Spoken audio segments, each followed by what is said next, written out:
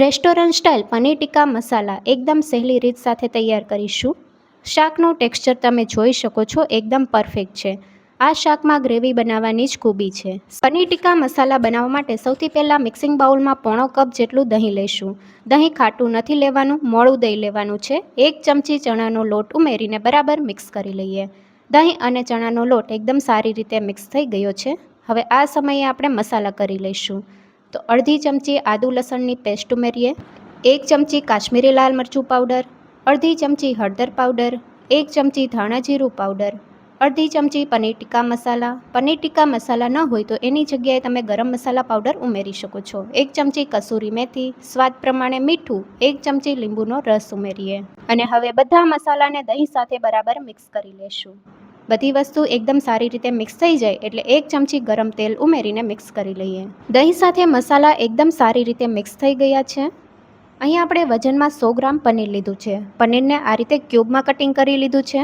સાથે 1 નંગ ટમેટું, 1 નાની સાઇઝનું કેપ્સિકમ અને 1 મીડિયમ સાઇઝની ડુંગળીને ક્યુબમાં કટિંગ કરી લેવાનું. વેજીટેબલનું પ્રમાણ તમે તમારા ટેસ્ટ મુજબ વધારે ઓછું કરી શકો છો. જે વેજીટેબલ તમને વધારે પસંદ હોય એ વધારે ઉમેરવાનું. હવે દહીંવાળા મિક્સરમાં પનીર, ટમેટાં, કેપ્સિકમ અને ડુંગળી ઉમેરીને એકદમ સારી રીતે મિક્સ કરી લઈશું. તો દહીંવાળું મિક્સર પનીર અને વેજીટેબલમાં એકદમ સારી રીતે કોટ થઈ જવું જોઈએ. તો તમે જોઈ શકો છો બધી વસ્તુ એકદમ સારી રીતે મિક્સ થઈ ગઈ છે. પનીર અને વેજીટેબલમાં મસાલો એકદમ સારી રીતે કોટ થઈ ગયો છે. હવે ઢાંકણ ઢાંકીને 30 મિનિટ માટે ફ્રીઝમાં મૂકી દઈશું, જેથી મસાલો એકદમ સારી રીતે સેટ થઈ જાય અને મસાલાની ફ્લેવર વેજીટેબલમાં એકદમ સારી રીતે બેસી જાય. 30 મિનિટ થઈ ગઈ છે. તૈયાર કરેલું દહીંનું મિક્સર પનીર ઉપર એકદમ સારી રીતે સ્ટીક થઈ ગયું છે અને તેની ફ્લેવર પણ એકદમ સારી રીતે બેસી ગઈ છે. હવે પેનમાં 2 ચમચી તેલ ઉમેરીએ, સાથે પનીર અને વેજીટેબલ ઉમેરી દઈએ. મીડિયમ ગેસની ફ્લેમ ઉપર 2 થી 3 મિનિટ માટે થવા દઈએ. લગભગ 3 મિનિટ જેવું થઈ ગયું છે. હવે સાઈડ ચેન્જ કરી લઈશું. પનીર ઉપર કલર ચેન્જ થાય ત્યાં સુધી થવા દઈશું.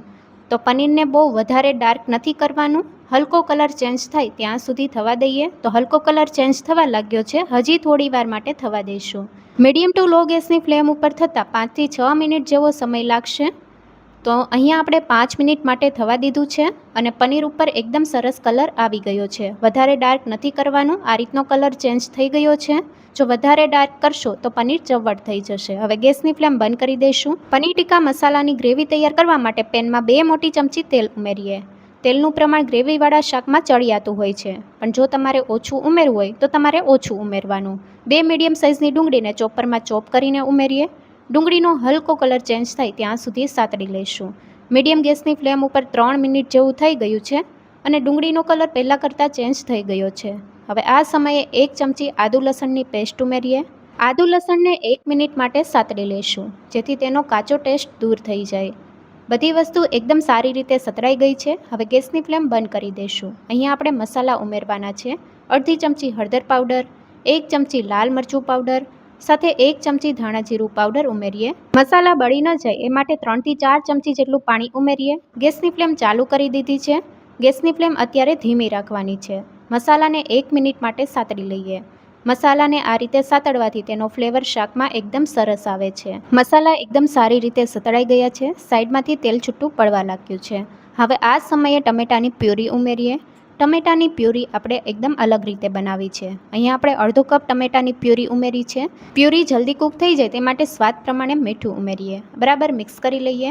અહીંયા આપણે ડાયરેક્ટ ટમેટાને ક્રશ કરીને નથી ઉમેરવાના. જો ડાયરેક્ટ ક્રશ કરશો તો ટમેટાની ખટાશને લીધે ગ્રેવી ખાટી તૈયાર થશે. અહીંયા આપણે 3 મીડિયમ સાઇઝના ટમેટાને 5 મિનિટ માટે ગરમ પાણીમાં કૂક કરી લીધા છે. ટમેટા ઠંડા થયા પછી તેની છાલ ઉતારીને ગ્રાઇન્ડ કરી લેવા. આ રીતે ટમેટાની પ્યુરી તૈયાર કરી છે. હવે ઢાંકણ ઢાંકીને મીડિયમ ગેસની ફ્લેમ ઉપર 2 થી 3 મિનિટ માટે થવા દઈએ. પ્યુરી એકદમ સારી રીતે કૂક થઈ ગઈ છે. તેલ છૂટું પડવા લાગ્યું છે. તૈયાર કરેલું મેડિનેટ 2 ચમચી જેટલું વધ્યું છે. તો આ સમયે ગ્રેવીમાં એડ કરી દઈશું અને સારી રીતે મિક્સ કરી લઈશું. અત્યારે ગેસની ફ્લેમ મીડિયમ રાખી છે. મીડિયમ ગેસની ફ્લેમ ઉપર હજી થોડી વાર માટે થવા દઈશું. બધી વસ્તુ એકદમ સારી રીતે મિક્સ થઈ ગઈ છે. હવે પોણો કપ જેટલું ગરમ પાણી ઉમેરશું. ગ્રેવીને પતલી કરવા માટે ગરમ પાણીનો ઉપયોગ કરવો, જેથી મસાલાની ફ્લેવર શાકમાં એકદમ સારી રીતે જળવાઈ રહે. બરાબર મિક્સ કરી લઈએ. અહીંયા આપણે ગરમ પાણી ઉમેર્યું છે એટલે ગ્રેવી તરત ઉકળવા લાગી છે. ગ્રેવી પતલી કે જાડી જે રીતે તમારે કરવી હોય એ રીતે તમે પાણી ઉમેરી શકો છો. અહીંયા પોણો કપ જેટલું પાણી ઉમેર્યું છે. ગ્રેવી અહીંયા આપણે થોડી થીક રાખવાની છે. ઢાંકણ ઢાંકીને મીડિયમ ગેસની ફ્લેમ ઉપર 5 મિનિટ માટે થવા દઈએ. વચ્ચે 1 થી 2 વાર મિક્સ કરી લેવાનું. તો આ રીતે તેલ છૂટું પડવા લાગ્યું છે. હવે 1 ચમચી મલાઈ ઉમેરીએ. મલાઈની જગ્યાએ તમે ફ્રેશ ક્રીમનો ઉપયોગ કરી શકો છો.